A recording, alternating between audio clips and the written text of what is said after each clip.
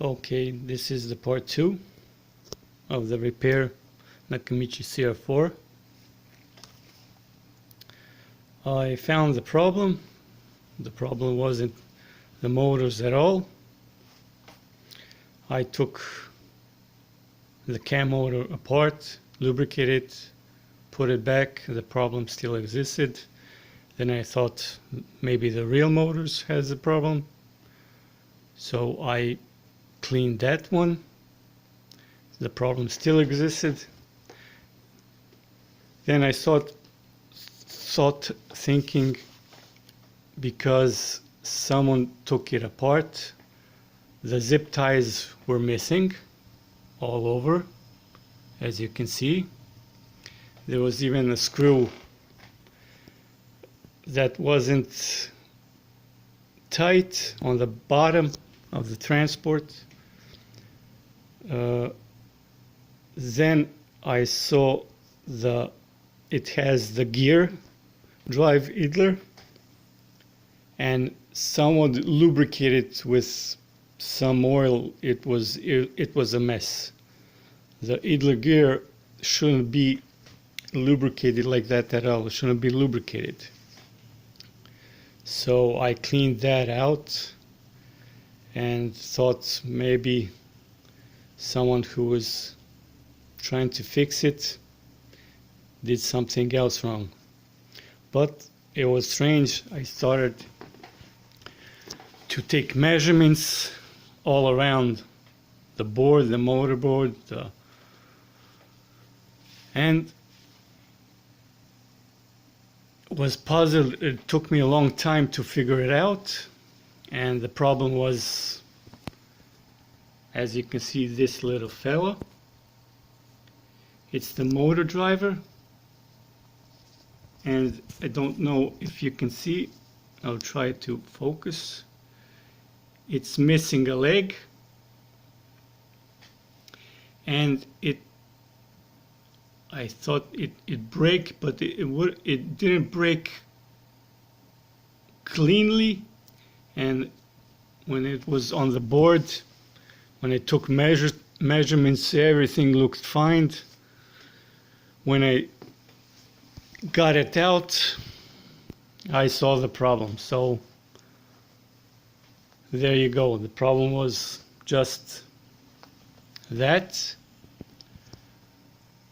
Everything looks okay now. I took some measurements from look at the condition of the capacitors on the power supply, on all other components. It looks really good.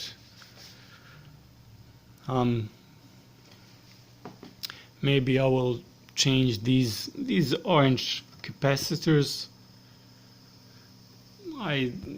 They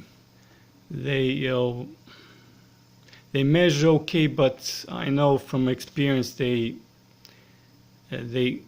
know to have problems. So there are not many of them. They're cheap, just to make sure. Now, when everything works, I'll go and make some measurements to see how it performs. I have lots of test tapes, so that's my next step. And yeah, we will see. One more fun fact about the CR4. Maybe for someone it will be interesting. They designed the CR4 based on the BX300. They even included a sheet about the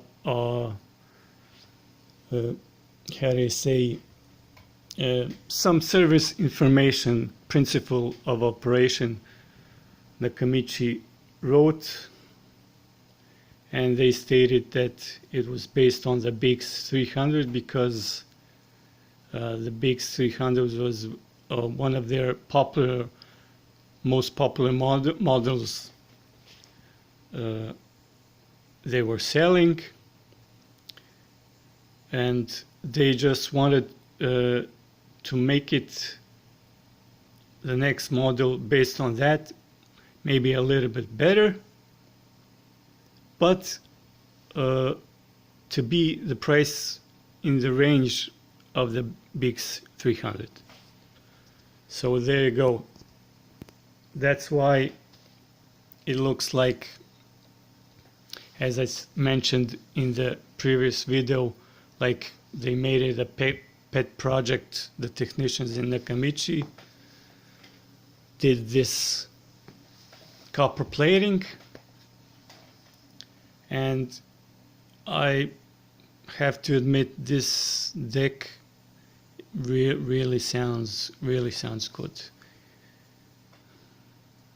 I'm not sure why it isn't that popular, or it seems to me it isn't that popular as many other models from Nakamichi, but it's really when it comes to sound and performance, for the money it's one of the best, I think. But there you go. That will be all for today. See you in the next video. Thank you.